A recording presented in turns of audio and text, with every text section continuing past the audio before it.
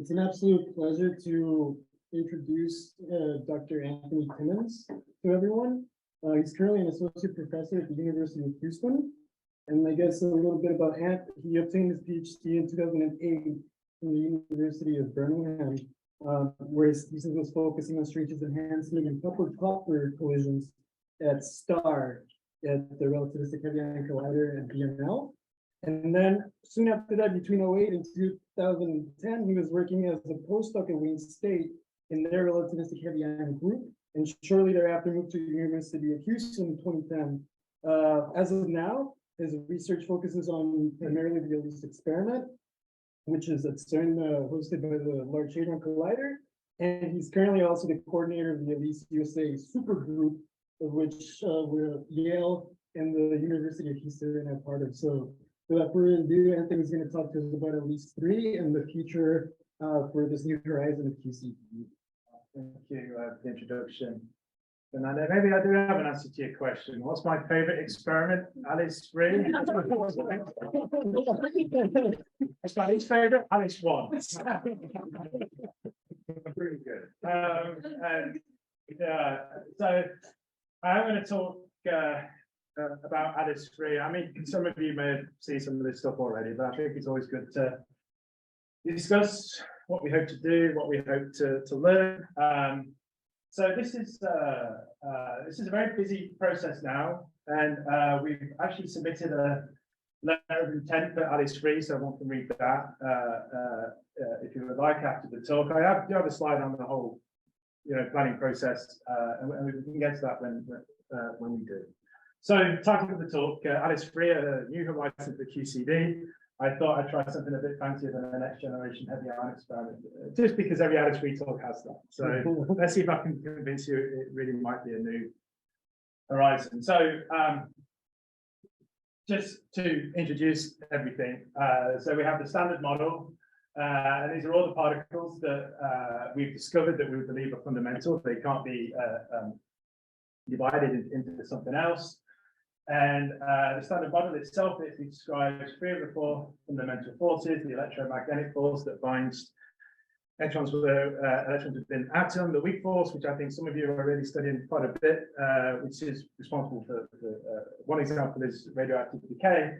And then we have the strong force. This is the thing that binds protons and neutrons within a nucleus, and it binds quarks within either a proton or neutron. And quantum Chromo-Dynamics, this is essentially the best theory we have that can describe this this force. Okay, so what are the hallmarks of QCD, or perhaps what are the best known achievements? One is this idea of asymptotic freedom. So what we have is the strong coupling constant versus the momentum exchange between 2 things that couple strongly. And what you find is when you increase energy, that the coupling constant goes down. We refer to this as asymptotic freedom. It was a subject of the 2004 Nobel Prize. So that's one feature. That's a high energy feature. These guys are perhaps more low energy features. So we also have confinement. This is a calculation of the potential between 2 quarks. These are quite heavy. This is a quark antiquark versus distance. Many of you have seen in textbooks that the potential goes with the distance, or proportion to the distance at large distances. And this was something that's shown. This feature leads to confinement. You can have full quarks. You can have separate quarks because you need an infinite amount of energy to do so. And then perhaps the third most famous finding is this breaking of chiral symmetry. It's essentially a mechanism in QCD that's able to generate much more mass than the rest mass of the quarks themselves. And it's actually responsible for roughly 95% of the observable mass in the universe. Sometimes you might see numbers, different figures here, so I would just take it as an approximation. And that was the subject of the 2008 Nobel Prize. So just speaking a little bit more about QCD, here is the representation of the field. We refer to this as the QCD Lagrangian.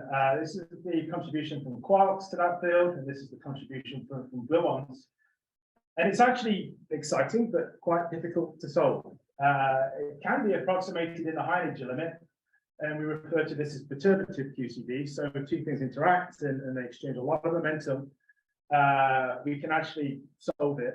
And one can predict things like the running of the coupling constant, which I showed you before, how it increases with energy, and cross sections of hard processes, and so on and so forth. Now, in the low energy limit, and I have the two energies here. By high energy, we mean that the exchange is bigger than the QCD scale constant, which is 200 MeV. Low energy is comparable. In the low energy limit, we can partially solve this using lattice QCD, not with pen and paper, using huge computers and essentially simulating lots of different sites of the field. And one example of this being solved is this QCD potential that I just showed you. And another really amazing solution is the fact that the mass of the hadrons were predicted from using lattice QCD. So we can use this fundamental theory to predict some of the properties of fundamental objects, profound properties of fundamental objects. However, it can't be solved in quite a few situations, in particular low energy processes that evolve in space and time. So we can't use it to solve these dynamical things. So we don't yet have a solution for the space-time structure of a proton, for instance, although there's been some attempts to get recently with lattice to look at things like the proton radii. We also can't solve it in terms of hadron formation. So if you have quark interactions, these can form hadrons, and you don't have a fundamental description of that. We can still measure it, and we can still characterize it, but there's still no way to test it with a fundamental method. And I would say there's kind of two schools of thoughts in our field. One school loves to test the fundamental aspect where that's available. And another school of thought is, well, even if we don't have fundamental predictions, let's still explore it anyway. Let's see what we can learn. What do the data say? Is there some sort of emergent phenomena that you can describe with different models, and so on and so forth? I would argue that you learn quite a lot in both cases. And something called the Quark Gluon Plasma is a wonderful example of that. We look at things that are both testable in fundamental QCD and not testable, but still quite interesting. So lattice, this can be used, you can do a calculation for a many-body system of quarks and gluons. And what was found was if you look at the thermodynamic properties, this is temperature, this is pressure, energy density, and entropy density. If you look at these versus temperature, you find that at a particular temperature, these things start to change quite quickly. And it doesn't look very quick here, but bear in mind this is scaled by t to the 4. So if you were to do this just versus these guys versus t, you would find these things would shoot up really crazily.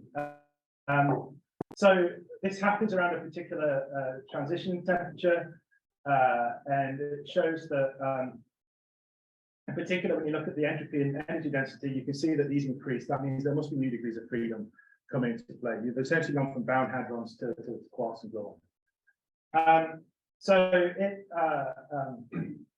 predicts that would happen. We actually have, this is interesting, this non-limit is essentially the limit where the quarks and gluons, the interactions are zero. It behaves like an ideal gas. It might look like we're beginning to reach it, but there's some evidence that it takes much higher temperatures in order to do so. So, as well as this transition to quarks and gluons, there's also for a system where you have equal amounts of matter and antimatter. We find it's a crossover phase transition, so it's not like water to gas, for instance, where you need a latent heat. It's very smooth, and we also find the transition is accompanied by chiral symmetry restoration. So this mass that is generated, or the mass that generates the hadrons, that mechanism is no longer there in the QGP. Essentially, everything is massless, if you like, or is governed by whatever small rest masses there might be. So what we try to do is we try to create it in the lab. It's crude, but I hope to convince you quite effective. So we use relativistic heavy ion collisions. So these are two highly valence contracted nuclei. They collide, they deposit energy. Nuclei are not smooth objects, so the energy deposit is also not smooth. It kind of has this characteristic lumpiness. the initial interactions between quarks and gluons, we think they're quite weak. And then at some point, they become strong, and then we form the QGP. We also think we have a process of thermalization, if you like. Thermalization in this case just means these lumps get smoothed out, it means that they share the same temperature. And then you form the QGP, it expands, cools down, reforms hadrons again. These hadrons interact, they freeze out, and then they go into our detector. Lots of different ways to probe this behavior, and I'm going to go through some of the probes. But these guys we refer to as hard probes. They're produced in conditions of very high Q square, which usually happen at the start, and they're really useful because they can scan the entire evolution of this system that we make. So this is a gluon that's produced and it's radiated another gluon and eventually forms a jet. This is a charm quark, which will be scattered by the QGP itself. We have things like photons, and these are great. And we'll talk about these later, electromagnetic probes, which have been made in the QGP, in principle, just shoot straight out and go into our detector. And it's also interesting to look at this, the hadrons that get made. They get made in an extremely dense environment, and one can study interactions between themselves, particularly rare interactions with quite some precision these days. So this is the QGP in a nutshell, and there is lots to learn and lots to be learned, or lots that we have learned and lots to be learned. So here are a couple of the machines that are used to collide these collisions. These two are taking data. Well, yeah, it's actually they're not taking data right now, but they'll both be taking data later in the year. So we have a relativistic heavy ion collider. I'm sure many of you know of this. This is right across the Long Island Sound at Brookhaven National Lab. And we have a Large Hadron Collider at CERN, Geneva, Switzerland. And essentially, you have two beams that go in opposite directions. The beams are made to cross at various points, and that's where we have our experiments. So we have S beams at star. These are the ones that are ongoing at the moment at RIG. And then LHCb, Atlas, Alice, and CMS at the LHC. So you might ask yourself, why do we do this? Why do we have multiple facilities? And one way to think of it is we want to study what we refer to as the QCD phase diagram. So here you have temperature of strongly interacting matter. And here you have the biochemical potential, which is essentially the excess amount of baryons that you have in the system, which corresponds to the matter-antimatter asymmetry. So the type of QGP that we make at the LHC has a very low potential and a very high temperature. And we think this is very close to the conditions of the early universe when it was believed that it existed in the QGP state. As I mentioned, there's an ongoing, there is an ongoing dedicated high energy program at RIC. We were also looking at kind of smaller new bees. We have the star detector and then the new S-beams detector that is going to begin to take data later this year. And there's also a huge interest at looking at lower energies. These correspond to this part of the phase diagram, where one wants to look for evidence of a critical point. So you go from crossover to burst, you have a critical point in the middle. And of course, there's also interest in the first order phase transition as well. And these programs kind of cover that. I don't know if you know, Fernando, these are your points. Your PhD paper. I had to get them past Johanna and Peter PDM, which people, some of you may not know. So I use their point there.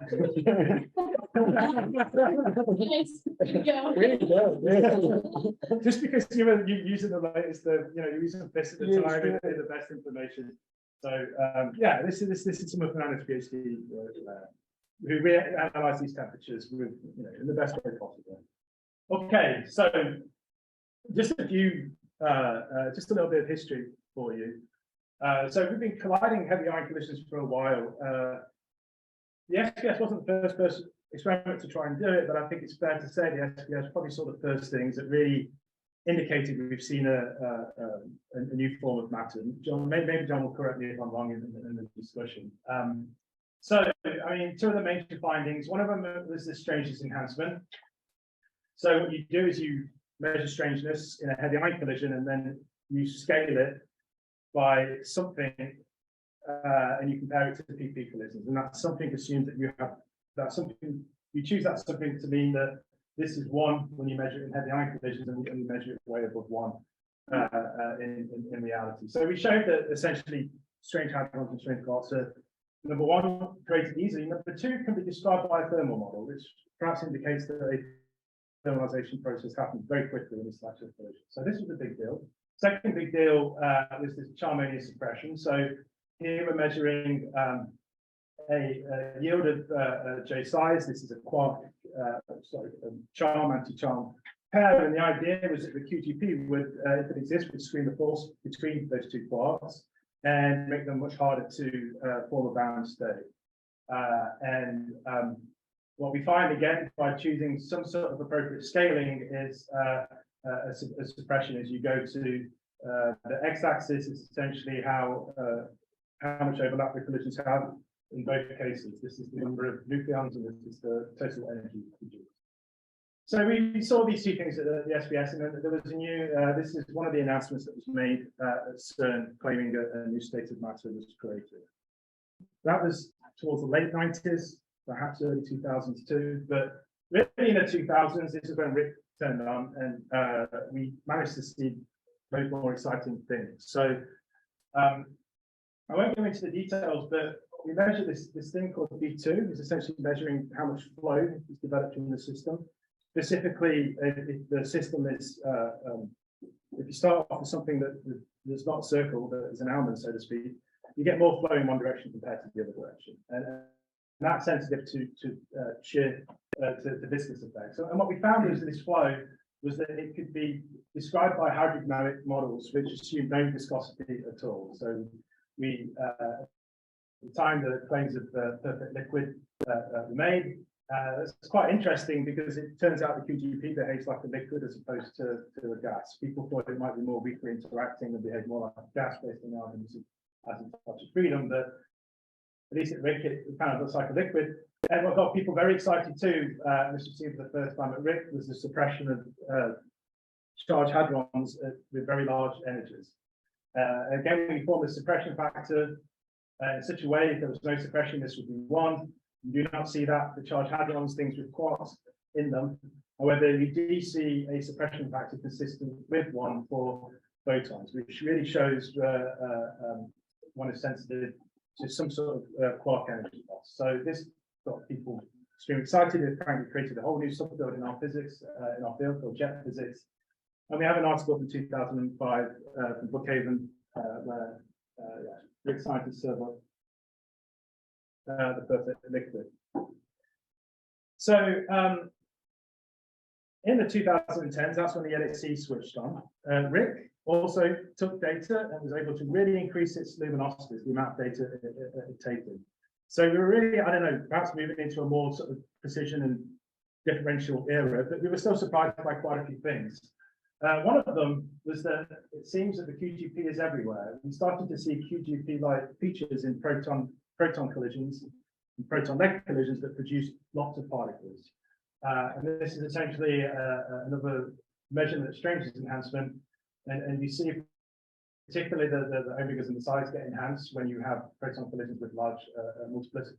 So it's got people very excited. I mean, at the LHC, the problem is we share it with particle physicists. So we get 1 month of heavy ion data, they get 8 months of proton data. And maybe a few of us were, I don't know, not so excited about that arrangement until we started seeing stuff like this in proton collisions. And it really means that all of the data was going to be super exciting. So this is a major finding, and I would say another major finding was evidence of both charm flow and energy loss. By the 2010s, we really had the precision, both at Rick and the LHC, to start measuring these things. This is a measurement of the charm flow. Low PT, this is sort of driven by multiple soft interactions, if you like, making the charm flow with the medium. At high PT, this is due to different energy loss in one direction versus the other, based on the fact that the shape is not circular. And it showed that heavy quarks really do couple with the medium. At least from an Alice point of view, this was reviewed. We sent, we put this on the archive last year. This is just reviewing everything we've learned in those 10 years. And I have to say that Rick saw many of these things too. So this is also a star measurement. the D0. This contains a charm quark, and the Phoenix collaboration were also able to show that this type of flow happens in small system collisions.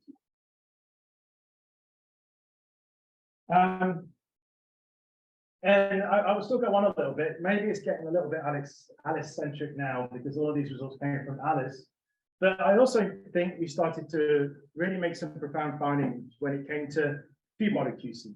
So typically things you get in proton-proton collisions, not the high multiplicity ones, the low multiplicity, where you're probably dominated by a few interactions and that's it. One of the discoveries was the dead cone effect. This was that if you have a jet with charming, you have a suppression of radiation in the direction of the charm, which doesn't happen for the light quarks or the gluons. This was predicted in perturbative QCD for years, but we've never seen it. And through some super fancy jet reconstruction algorithm techniques, which these guys know far more than me, we were able to develop sensitivity on the method side, but also have enough data to make the measurement on that side as well. So this is something we discovered. We were also, with the Hughes statistics, able to measure interactions between rarely produced particles. So this is a correlation function of produced protons and Xi hyperons. And we found that these were attractive.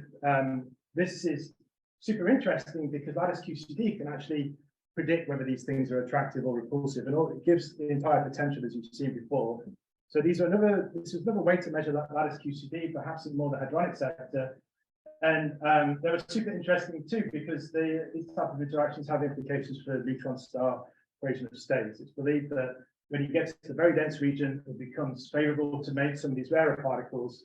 And if these things are attractive, you basically have a very dense neutron star. If they're repulsive, you have a less dense one. So there was connections between what we've learned at the LHC and what we could learn in stellar phenomena, I would say. And then here's a nice article on that. And finally, another thing that's super exciting to me is the fact that we found that hadron production is non-universal. That means it's just different in proton-proton collisions compared to E plus E minus and probably electron-proton collisions as well. This is a measurement of charm baryons over mesons. You find an enhancement at low PT. This is the expectation from E plus E minus collisions when you tuner generated to describe them. And they're completely different. It's not obvious why. This is hadronization. And I think it's shown that there's some mechanism that we don't understand at the moment. But essentially, in purely hadronic collisions, it seems that it's much easier to make a charm baryon than something like an E plus E minus collision, when you make it acutely more code.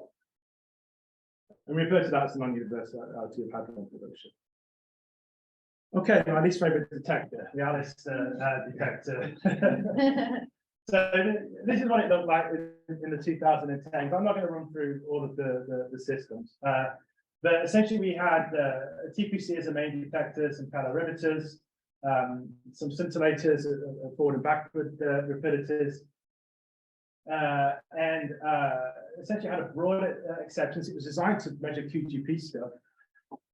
So it had a smaller field than the other LHC experiments, because at the time we thought a lot of the interesting QGP stuff at low momentum. Turns out it's a many momentum, but it's interesting. So it has a broad acceptance in particular momentum, and also it's extremely good identifying particles. By far the best detector in LHC to do that. This is the list of the things that we can cleanly identify with some accuracy versus PT. So, and many of the results from Alice that I showed you took advantage of these unique capabilities. However, that was the past. This talk is about the future. So this is what we've measured so far. This is happening now. This is run 3. So this started last year. It will finish 2025. We then have a long shutdown where we don't take data, so we can upgrade the detectors. And then we'll take data again in 2029 to 2032. And then we have run 5, which will start in the mid-2030s, and then run 6 will be the late 2030s. These are the upgrade plans. Of course, I'm going to focus on this Alice 3 upgrade, but this is also a really cool plot to dwell on. This is the luminosity provided by the LHC versus run number. This is for proton-proton collisions, and you see this logarithmic increase, and it really shows how the machine is improved and how the machine will improve. In particular, for the 4 and onwards, they're going to do a big upgrade to the LHC. It's called the high luminosity upgrade, where essentially they're able to pack more bunches or pack more things in the beam and make the beam about half as wide, which just increases interaction there. So we've seen just a really fantastic progression in what the LHC can provide, and we really have to make a detector to take advantage of it. This is for PP. This is for AA, not the luminosities of an AA collision, but the luminosities of the nucleon-nucleon collision that arises from an AA collision. And again, we see some fantastic progress there. And what's interesting is by run 6, we will have more luminosity for nucleon-nucleon than proton-proton. This is integrated, despite the fact nucleon-nucleon is only one month out of the year compared to the 8. One of the reasons for that is when you collide a nuclide, there's just lots of nucleon collisions that can happen at once. But you can see that I would argue the achievements in the heavy ion, they're both impressive, but the achievements on the heavy ion side are actually outpacing the achievements on the proton-proton side. Okay, so we have the start of run 3. We made a real major upgrade to the Alice detector. We put a new TPC in, which has continuous readout. Essentially means we can take 50 times more data. It's extremely important, especially for those rare probes that I was discussing. We put a new ITS in, which helps us really with track resolution, particularly close to the vertex. And we put a new on-forward tracker in. This measures these J size that I showed you before, but it's able to distinguish quantum and non-quantum very well. And then by run 4, we would like to install a forward calorimeter. This is something that the US has quite a strong interest in. When you go very forward, you can look at low X physics, similar to the electron ion collider. And we're also going to put in a new ITS system, which will have an even better resolution than the older one. We refer to that as ITS3. I'm going to talk about that a bit more.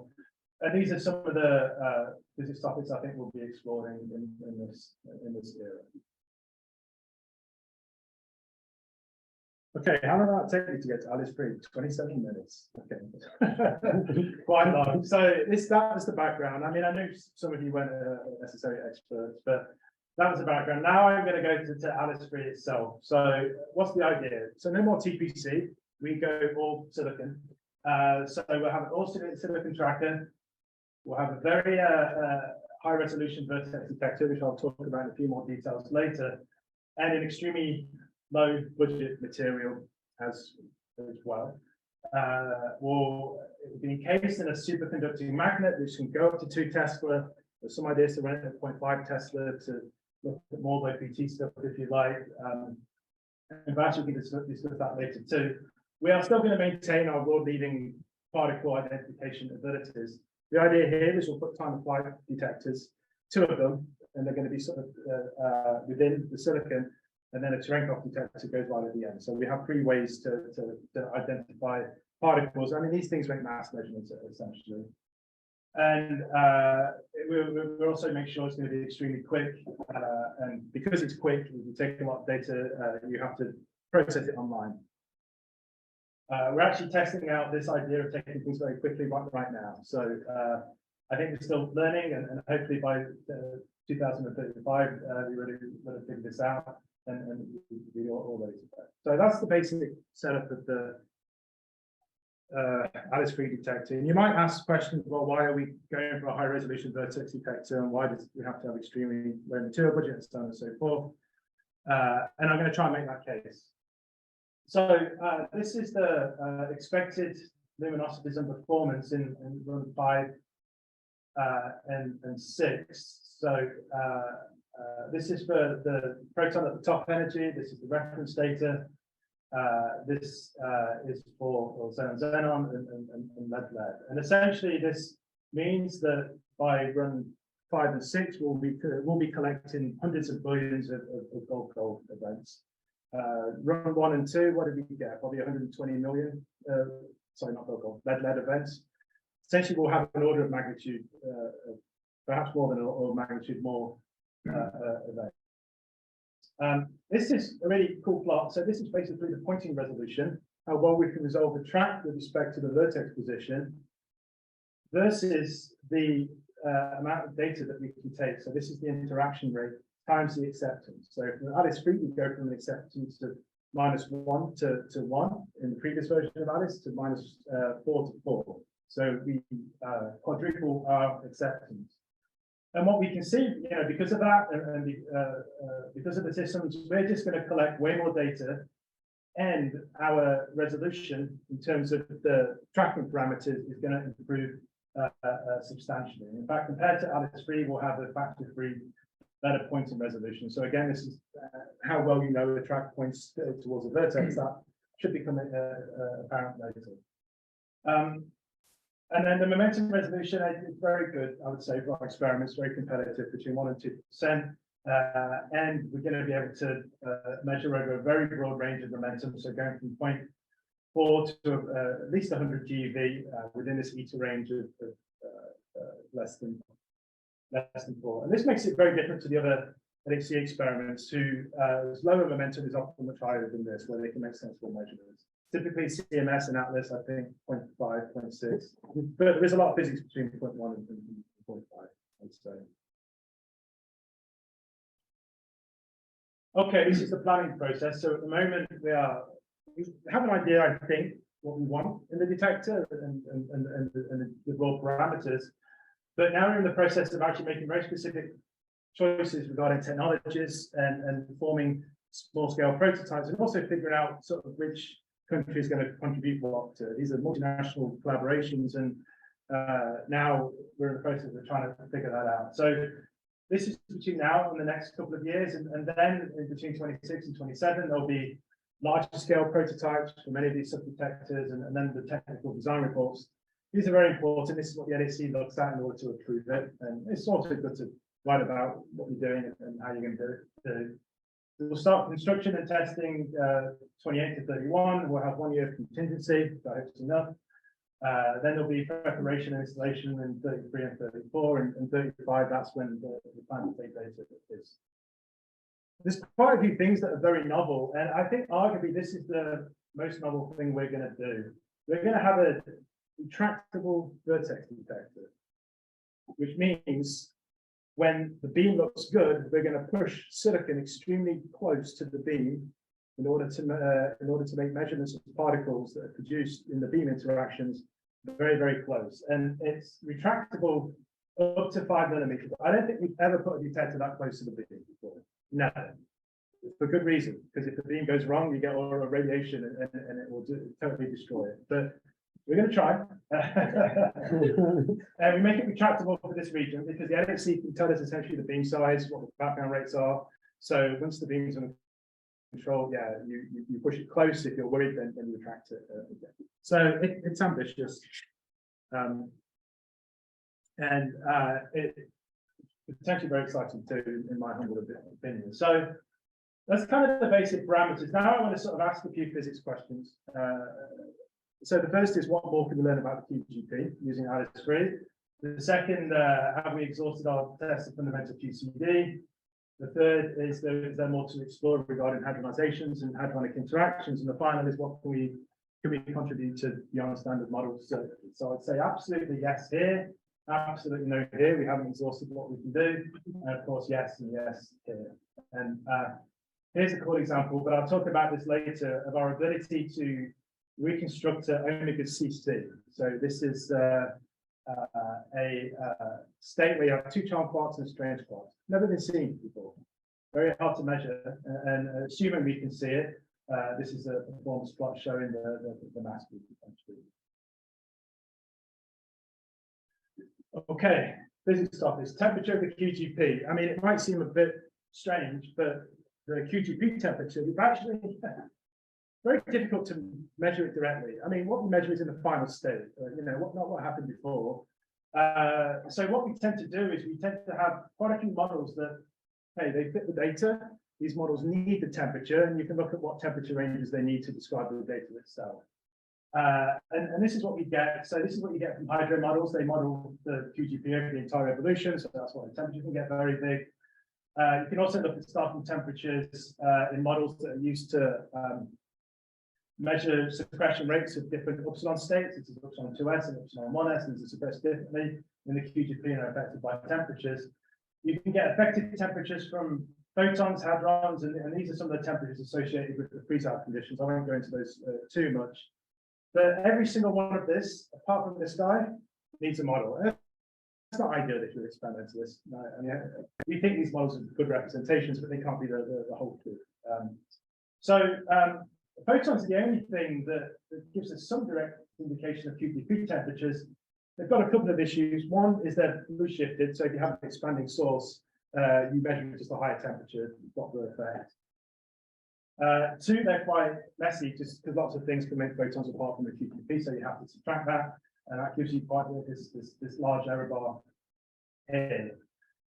Lots of people think dileptons. So you can produce E plus and minus pairs in a QGP from electromagnetic interactions of quarks and antiquarks. And we think that these are definitely the best temperature probe, and I'll try and explain why later. One of which is you can actually get a temperature that's Lorentz invariant. It doesn't depend on the expansion of the source. However, they're extremely challenging experimentally. So this is the mass of the electron pairs versus how many. This is what we measure, and these guys are the background, essentially. And you find that the background completely dominates the measurement. You can subtract the background out, and this is what you get. Not much physics there, to be honest. There's definitely a lot of physics in the background, don't get me wrong, but this is essentially the current sensitivity. So lots of things can make electrons, in particular CC bar pairs can make electrons that are produced in the QGP. Bottom pairs, you have contribution from resonances and J psi and so on and so forth. So they're very promising, but they're very challenging. And of course, one has to get these backgrounds completely correct. You have to know how much charm you're making. I think we do a pretty good job of that. But since invariant masses involve angles, you also have to know if there's any decorrelation effects, which the QGP can make happen. I mean, they're actually interesting, diffusion and whatnot. But you have to put that in your data subtraction, which again I don't think is ideal. So Alice-free, one of its main design parameters was to overcome this. And it does so by having extremely high track resolution and extremely high vertex resolution, so you can separate the things that do not come from the collision versus things that do come from the collision. This is an example of prompt electrons. This is the DCA, so how far the electron points away from the vertex. And what you can see is if you look at the prompt electrons versus the electrons that come from charm decays, there's a very clean separation between what comes from the collision and what comes from decays that happen some time after. This will really resolve this problem. Reducing the background is great. You have less systematic errors. You also have less statistical errors because the error on your subtracted signal is the square root of the signal plus the background. So you get B down, you help with significance. And these are the projected invariant mass spectrum. So the idea is you can actually just fit this with an exponential and get a temperature. The slope is inversely proportional to the temperature. Here are some temperatures we expect to achieve. What's also cool is apparently if you increase the PT of the electrons, this probes temperatures at earlier and earlier times. So you have a handle on how the temperature is evolving with time, which is what this is trying to show.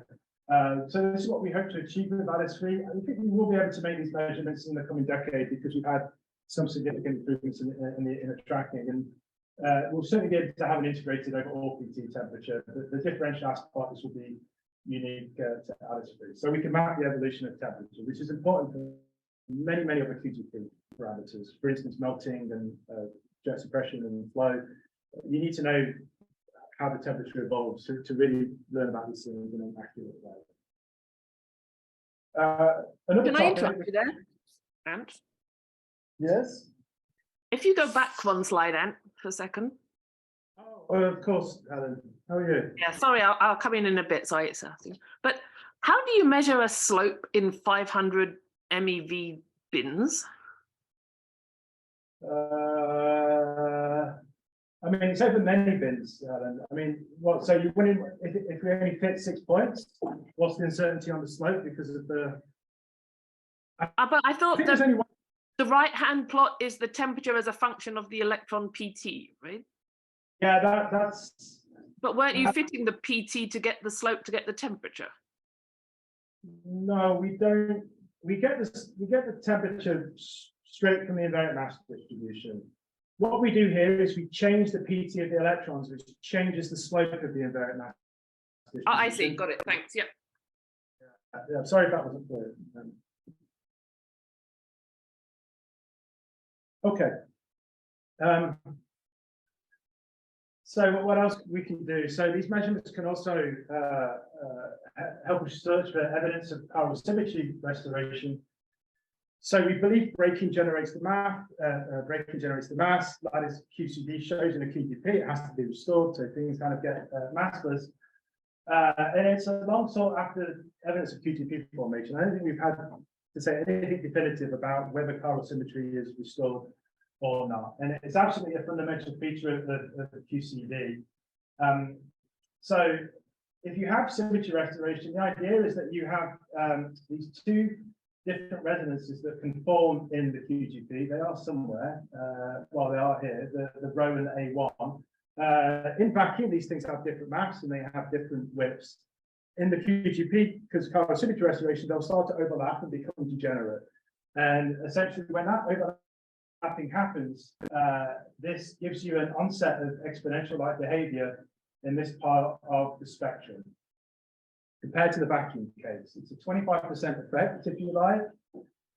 And if we see it, well, we will be able to see a 25% because at the moment, I think we're down to 5% uncertainties. So this would, I think, be one unambiguous way to say there's no other mechanism that can make these two resonances, which produce electrons in the end. That's how we can measure them in the QGP. There's no other mechanisms that will make these guys overlap. And overlapping behavior essentially changes the shape of this guy.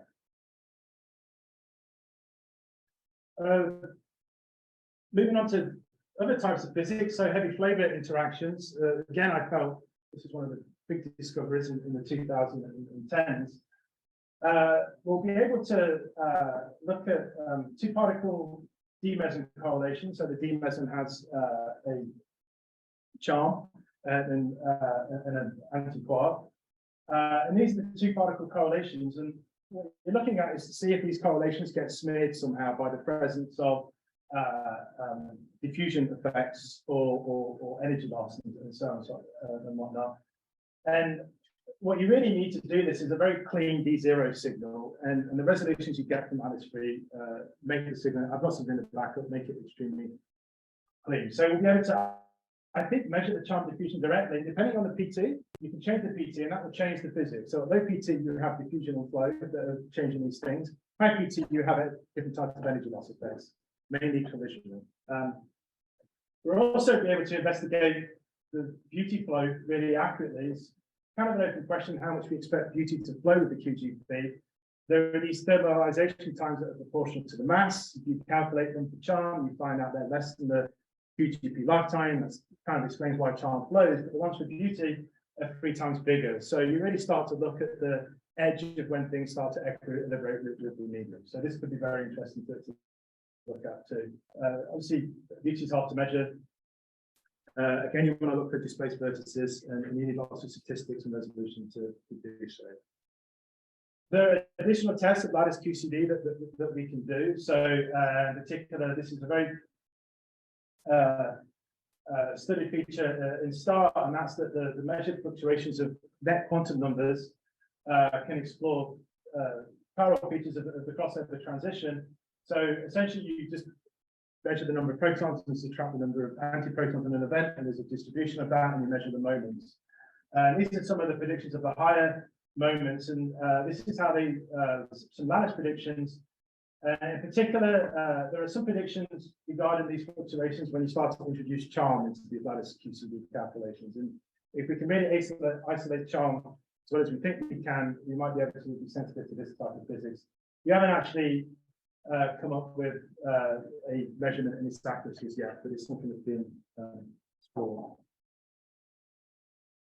Something else that could be very exciting is baryons with multiple charm quarks.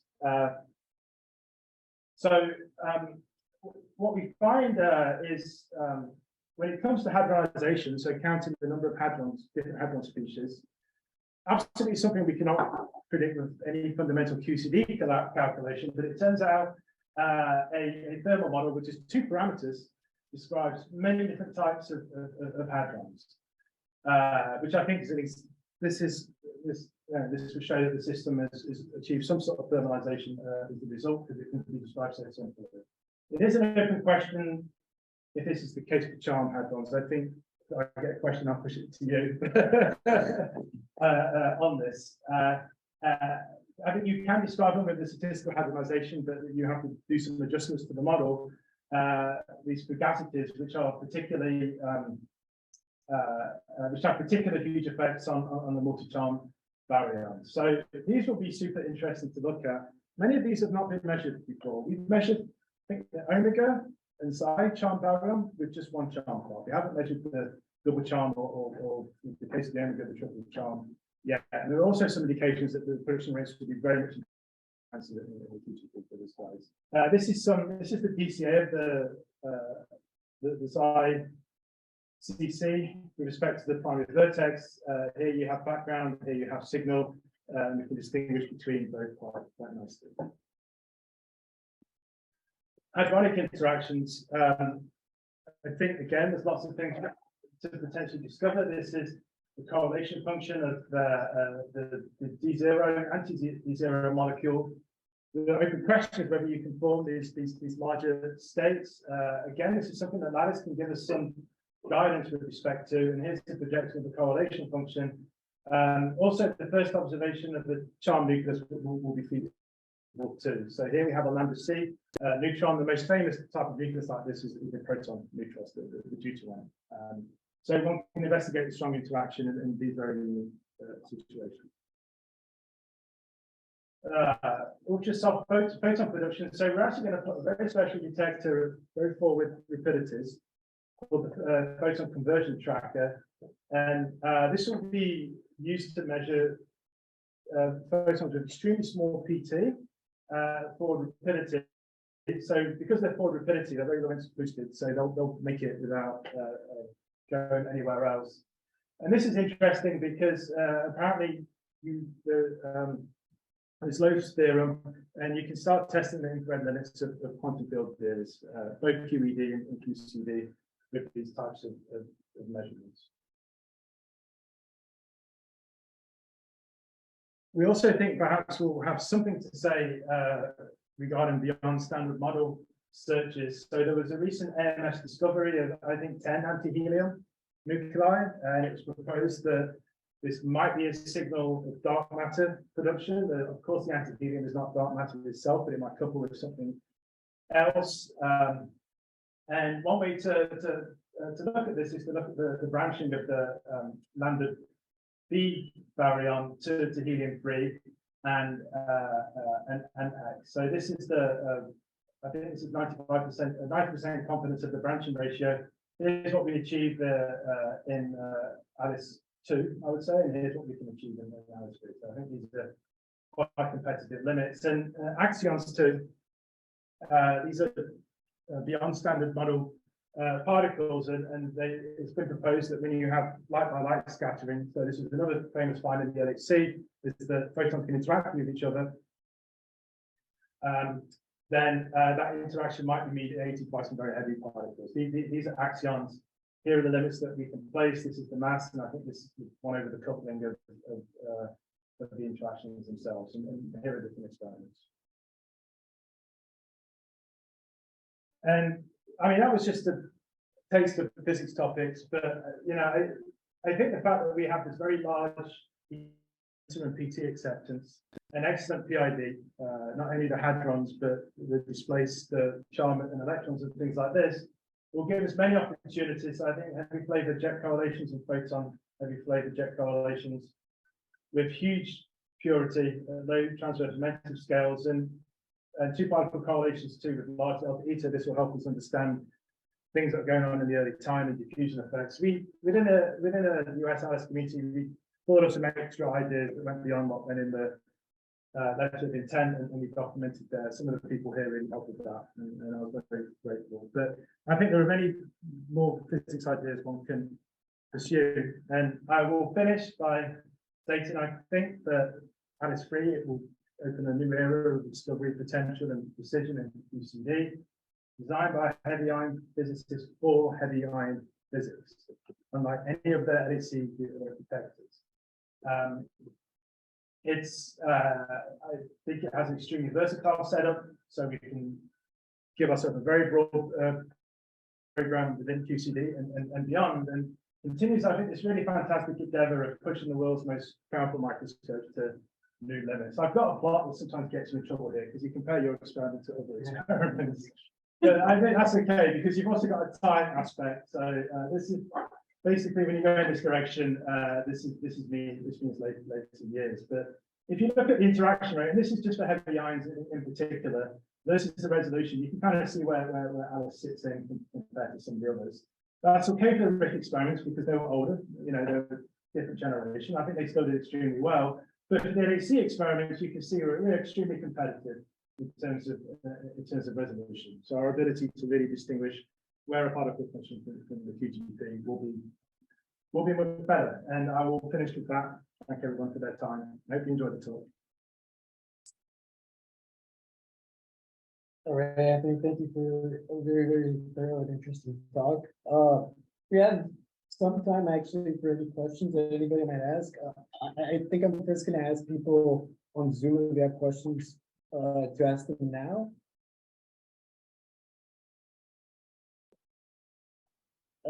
I guess provocatively, and so you have Alice 3 in Run 5, but don't show Atlas and CMS in Run 5. Are they really not included? Yeah, no, they just don't have any major upgrades, Helen. Their major upgrades are coming in before Run 4 because that's when the high velocity era starts, so to speak. So right, yeah, that I knew. I think they're doing lots of they're putting PID and stuff like this ready for Run 4. So it should be in my previous plot where it shows major and minor upgrades. We're moving on to questions in the room. Yeah, thanks for the nice talk. So I guess I sort of have a naive question, which is why do you want to increase the magnetic field of the detector when you want to increase the precision to low PT tracking? No, that's a very good question because, well, you have this trade-off. So when you have larger magnetic field, you have better resolution typically, right? And you have smaller magnetic field, you have better acceptance. So those are the two major things to consider. I don't know if there's been a decision yet. I think much of that will rest to see what we can do with jets. If we can really make a good argument, there's many exciting unique jet measurements we can do, we probably would have a higher magnetic field. I mean, even with the two, I think most of what I showed was with 2 Tesla. So even with the 2 Tesla, oh no, that was with 0.5, tell a lie. That was with 0.5. So yeah, one just has to do this in both configurations to see what the resolution is. I think when it comes to the higher mass stuff, the higher field doesn't affect the acceptance. The acceptance for the low field really helps this, the 0.2 versus 0.5. Here I think this is such a really good bet, but I'll check the paper.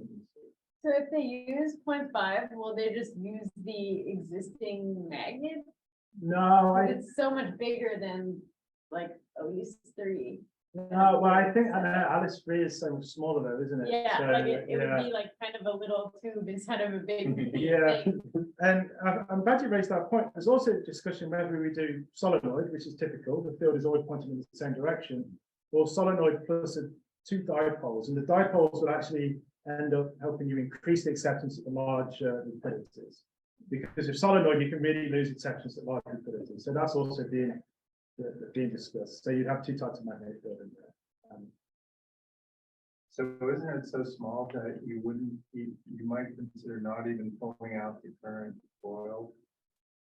I got the dimension somewhere, John. Sorry, it's so small. That it would fit inside the current magnet, but without even turning it on or anything. Right? Oh, this? I heard think it's so. very expensive and they don't even know how to get it out of the cavern. I think that's right. Yeah, so when we say we have what more iron than the Eiffel Tower in our magnet, that doesn't always work out so well. We can't get it out, so it's gravity for you. That'd do no good. I guess you can use the magnet as a some sort of muon observer, right? Is that possible, you might think? You stick muon detectors afterwards. I forget what we use for muon absorbers, but it's usually something very big. So it's not muon absorbers, muon filters, forget about it.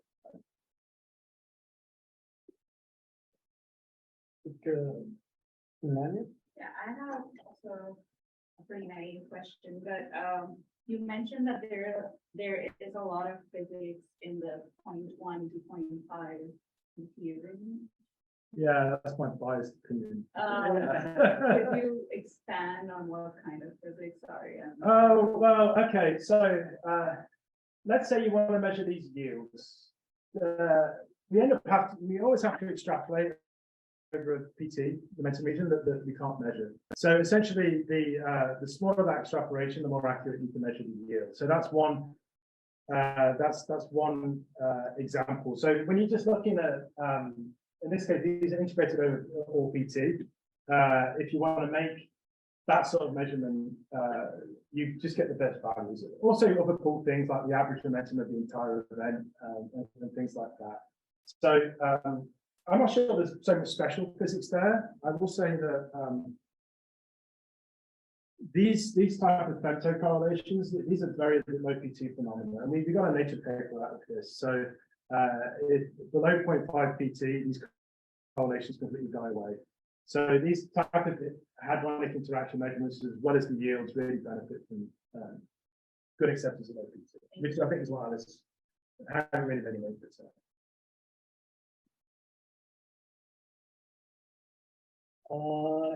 John? I mean, since no one has asked the question, how can this be the ultimate heavy ion detector and you not talk about jets or HT? I was regurgitating the letter of intent, perhaps a little bit too much. Outside of the letter of intent, what's the view? What do you want for jets? What do you want? You want a large acceptance, I presume. It's got to be quick, and you want good PID. And in particular, I think this ability to tag heavy flavor is super interesting as well. So I think you have all you need to make a good jet case. So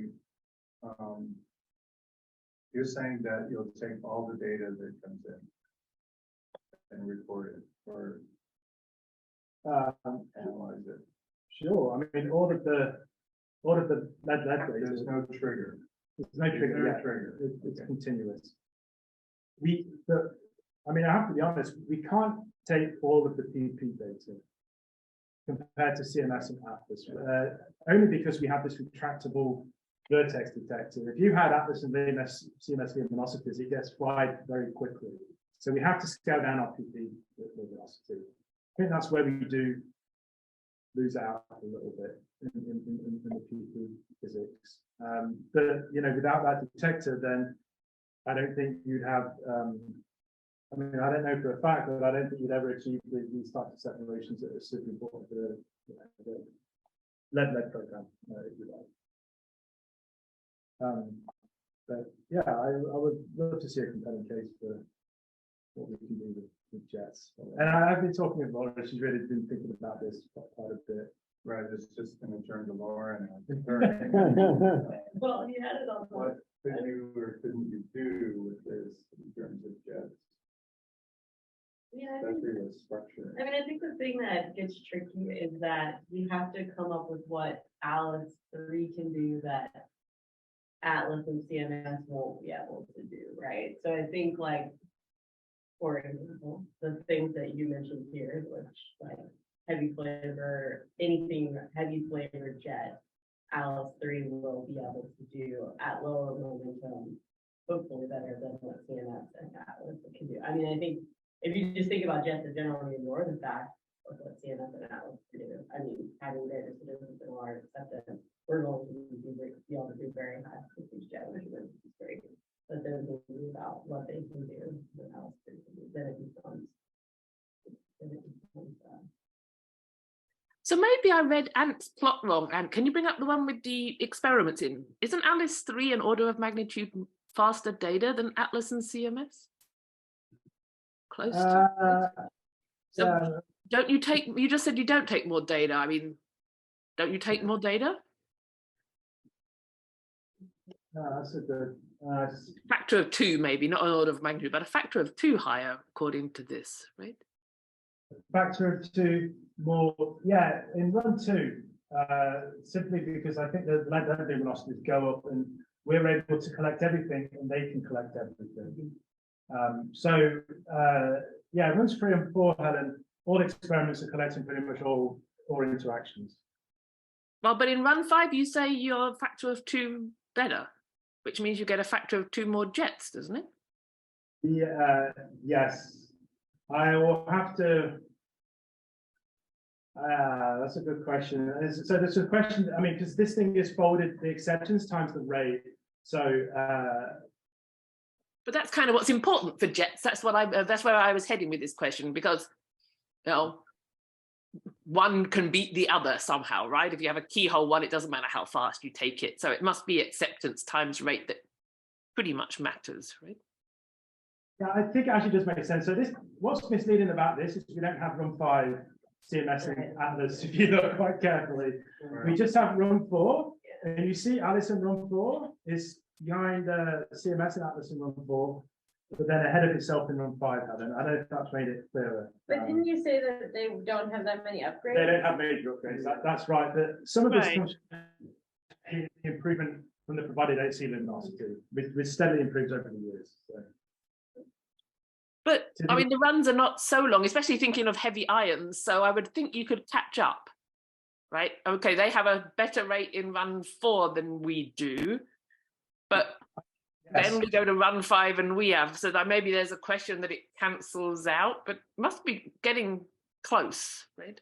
Yeah, it has to be close because we have the same beta acceptance. Right.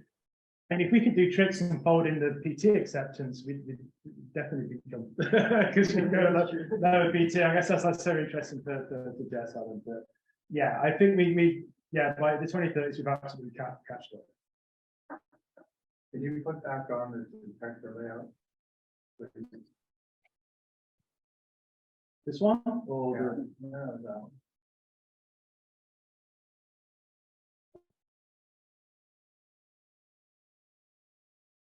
And the green forward is what on the right side?